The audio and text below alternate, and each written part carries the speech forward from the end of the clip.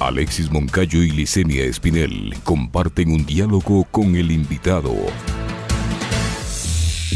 En Punto Noticias hablamos de...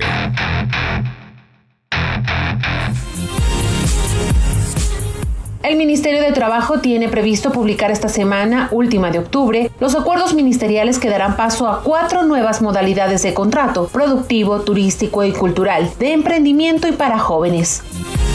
En el contrato turístico y cultural, por ejemplo, señala que se puede pactar jornada y días de descanso sin recargo, mientras estén dentro de los siguientes límites. La jornada diaria no podrá exceder las 8 horas sin pasar las 40 a la semana, distribuidas hasta en 6 días. El trabajador tendrá derecho a un tiempo de descanso por cada 4 horas de trabajo continuo y a un descanso semanal de al menos 24 horas consecutivas. Por incremento de demanda, se podrá convenir el aumento de horas de la jornada diaria de trabajo a cambio de que se otorgue al trabajador más días de descanso.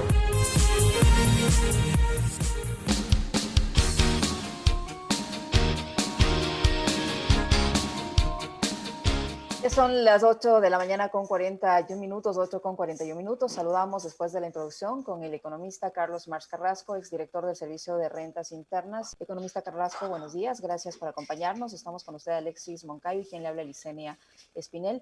¿Cómo entender estas nuevas modalidades de contratación que van a entrar ya en vigencia y que flexibilizan, a decir de los sectores sindicales, aún más la relación laboral ya por sí deteriorada con la vigencia de la ley humanitaria? ¿Cómo está? Buenos días, bienvenido. Bienvenido, economista.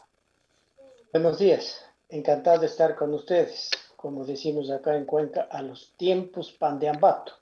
Que bueno, es un gusto comparecer ante ustedes y con audiencia tan distinguida y directa como la de Pichincha Universal. Espero que no les hayan cerrado la señal en estos días.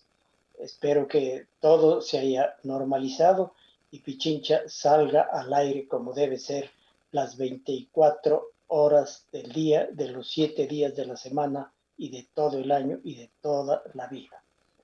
Dicho esto, creo vale la pena contextualizar respecto a la inquietud sobre las 4 nuevas modalidades de trabajo cuyos acuerdos ministeriales estarían por finiquitarse en estos días.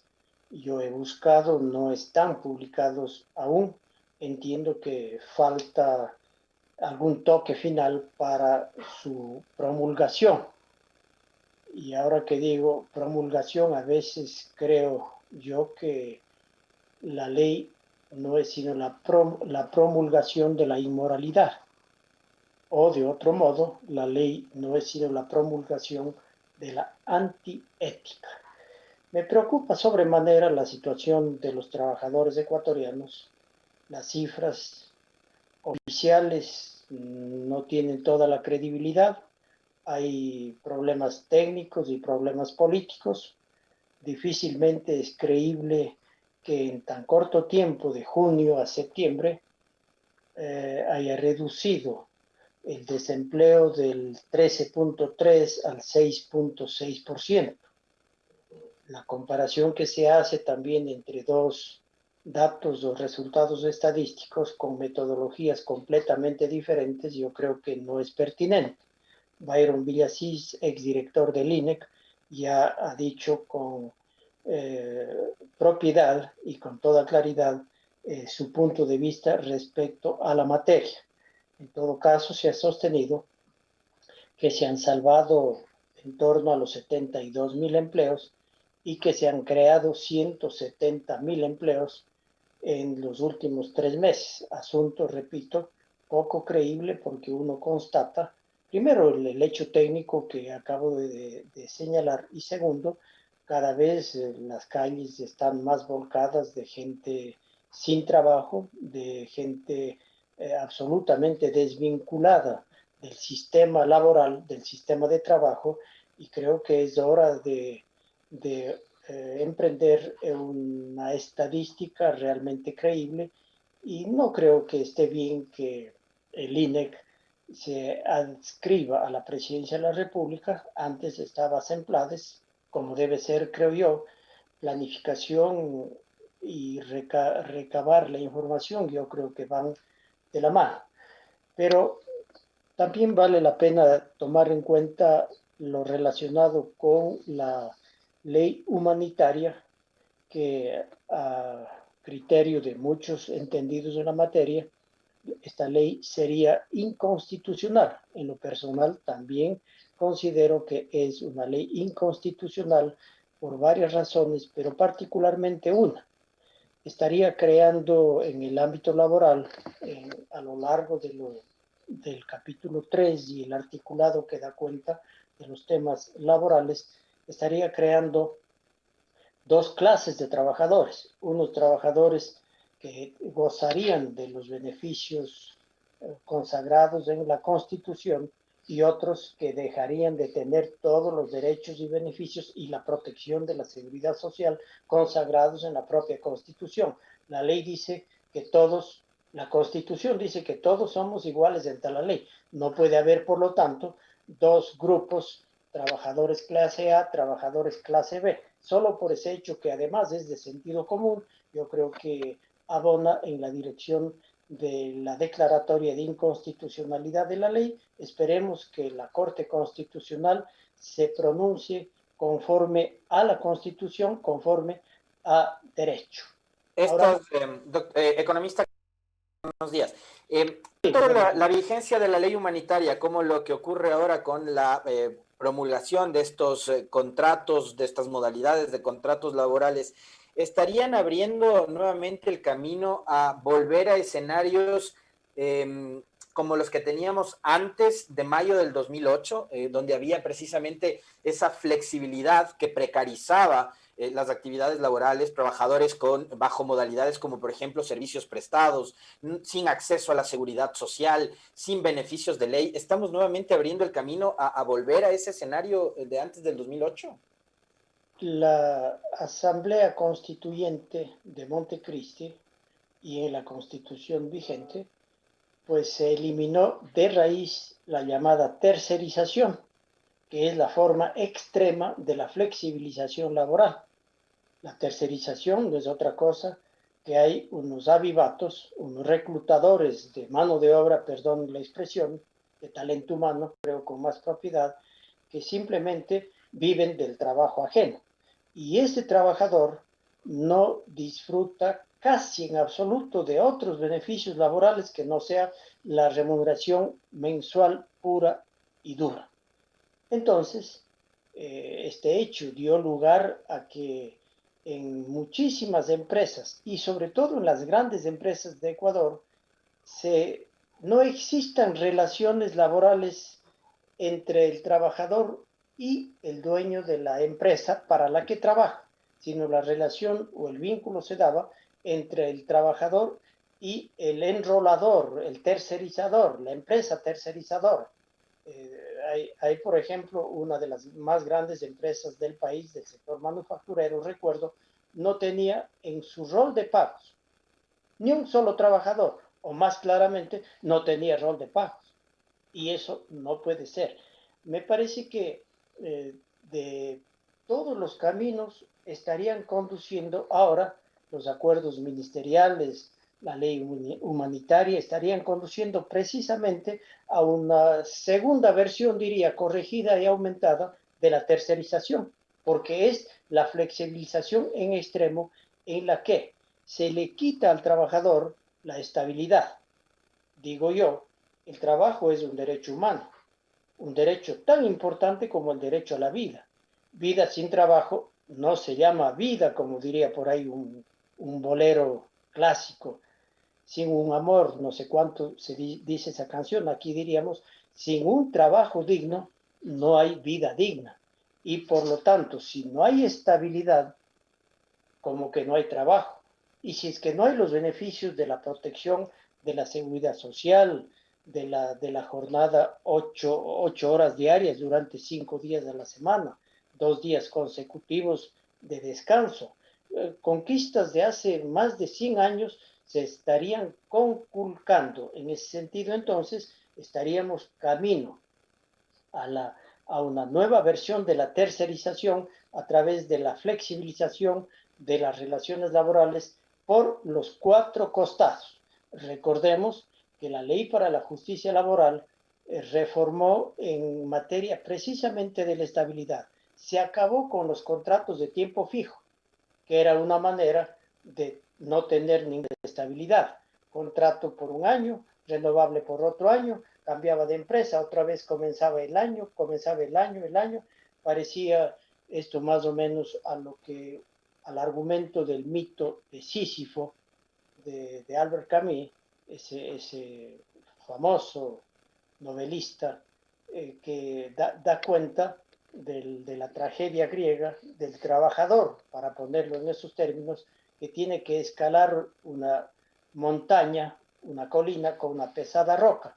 Todos los días la pesada roca hacia la cima, se cae la roca, tiene que subir de nuevo y está eternamente condenado a esa misma labor interminable. Entonces, en ese sentido, yo creo que es hora de velar por los derechos de todos, no solo los que tienen trabajo. Esto es importantísimo. Y no de los desempleados también, o de los que están bajo el subempleo. Y con fuerza también de los desempleados, de los subempleados, de todos, pues, trabajadores. Pero ¿quién levanta esa voz de protesta, economista Carrasco, cuando vemos que incluso las grandes centrales sindicales han sido parte de esa plataforma que han sostenido al actual gobierno y que han estado actuando en confabulación con los grandes empresarios de este país? Yo lamento la ausencia de una dirigencia sindical, de una diligencia laboral que esté a la altura de las circunstancias históricas, y particularmente de la Central Unitaria de Trabajadores, que precisamente fue constituida cuando yo ejercí la cartera del trabajo. Ahí se constituyó la CUT, y esta CUT, la idea que se tenían era que se construya la Central Única de Trabajadores, porque divide y reinarás. Aquí se trataba de que exista la única central. Más ocurre que se crea una tercera organización sindical, y esta tercera se adscribe, no precisamente diría al gobierno, sino se adscribe a estos afanes flexibilizantes de las relaciones laborales. Economista Carrasco, en ese sentido, señor Richard Gómez, representante de esta Central Unitaria de Trabajadores, ha dicho que le resulta preocupante el hecho de que el ministerio no haya consultado, no haya tomado en cuenta la opinión de los sindicatos para la elaboración de estas nuevas modalidades de contratación. Y también critica que los nuevos contratos no contemplen una restricción para evitar una migración laboral que afecte a los obreros actuales. En todo caso, hay un pronunciamiento por parte de esta central sindical. Es que sí, le escuché al señor Gómez esas declaraciones, pero yo diría tardías, porque ha habido, y el señor Gómez no creo que desmienta lo que voy a decir, ha habido una luna de miel entre la Central Unitaria de Trabajadores y lo que está ocurriendo en la práctica con la legislación laboral. La propia ley humanitaria, al ser inconstitucional y al estar precarizando y potenciando la explotación laboral, yo creo que debió buscarse un camino para que además la luna de miel o el matrimonio entre el oficialismo, algún bloque de asambleístas independientes, particularmente el BADI y el BIN, y creo ha sido el que ha dirigido la fiesta conculcadora de los intereses de los trabajadores. Yo creo que estaba la Central Unitaria de Trabajadores y en general toda la dirigencia sindical de hacer caso a sus bases e impedir que esa ley sea aprobada. Pero lejos de eso, tanto Richard Gómez como el señor Osvaldo Chica permanecieron en silencio, apoyaron esos proyectos de ley y Chica creo que andaba más preocupado de la caída de una legisladora para ver si él se principalizaba como asambleísta titular. Creo que estaban defendiendo además sus metros cuadrados y ahora que la configuración política está cambiando, están nuevamente mostrándose críticos, pero parecería que es como tarde tratar de recomponer esa imagen, economista. Además, quisiera recordar que parte de esa dirigencia tenía la dirigencia de la CNT, y la CNT, yo no sé qué mismo vaya a pasar, porque hay muchas cuestiones que se manejan con absoluta reserva. Es Yo una no de las sé empresas públicas que quieren venderla, ¿no? si Porque CNT además una de las más no se va a rentables. vender. Yo he hecho una propuesta de respecto a CNT, así como CNT, el Banco del Pacífico, la OCP, el oleoducto de crudos pesados, tres empresas importantísimas con activos bastante significativos. Creo que por la deuda que mantiene el gobierno con el IES, debería entregarse esos activos, esas empresas, con una valoración justa, desde luego, que deberían hacerlo, por ejemplo, las universidades del país valoran a precio a valor de negocio en marcha, el Banco del Pacífico, la Telefónica, CNT y OCP, y decir, solo pongo una cifra, a ver, son 1.500 millones lo que cuestan estas tres empresas, 1.500 millones de dólares como parte de la deuda del gobierno, entréguese al IES previo acuerdo, con una condición, desde luego, que el IES lo administre técnicamente, así como se ha venido haciendo el Banco del Pacífico, como surgió desde el principio cuando pasó a propiedad del Estado, que no se politice, que no se convierta en un activo más para ser repartido, no, sino que sean manejados técnicamente y con eso se podría garantizar la capitalización y los rendimientos financieros de los fondos previsionales del IES. Creo que esta podría ser una excelente oportunidad. Entonces, creo que el deber de la dirigencia sindical es defender a la empresa, a los activos de la empresa y hacer todo para impedir su privatización, para impedir que se venda a precios de gallina en época de coronavirus. Economista Carrasco, según el sector empresarial, ha saludado esta iniciativa, estas nuevas modalidades de contratación que se van a oficializar en las próximas horas y la ven como un esfuerzo para facilitar la generación de empleos en momentos en que hay alto nivel de desempleo en el país, en que la economía está por los suelos y para simplificar asimismo trámites y costos. ¿Cuáles son los aspectos de estas nuevas modalidades de contratación que a usted más le preocupa, que usted considera que son los que más debilitan la relación laboral en contra del trabajador y por los que los ciudadanos deberíamos estar alertas? Solamente habría que pedir que los acuerdos se circunscriban en el marco de la Constitución, del Código de Trabajo vigente y de los acuerdos internacionales de los cuales Ecuador es suscriptor. Y me refiero a la estabilidad, a la jornada laboral, descanso obligatorio de las 48 horas y a los correspondientes pagos de recargo que se contemplan asimismo en los distintos cuerpos jurídicos. Si es que se atenta a estos principios fundamentales, yo creo que son malvenidos. Está bien que se tomen los recaudos necesarios a fin de garantizar que se evite una mayor debacle de los trabajadores, de la clase trabajadora en el país. Sí, completamente de acuerdo. Que hay algunos límites para romper determinadas rigideces, sí, de acuerdo, pero lo que no cabe es conculcar los derechos adquiridos, el trabajo digno, el salario digno, la estabilidad.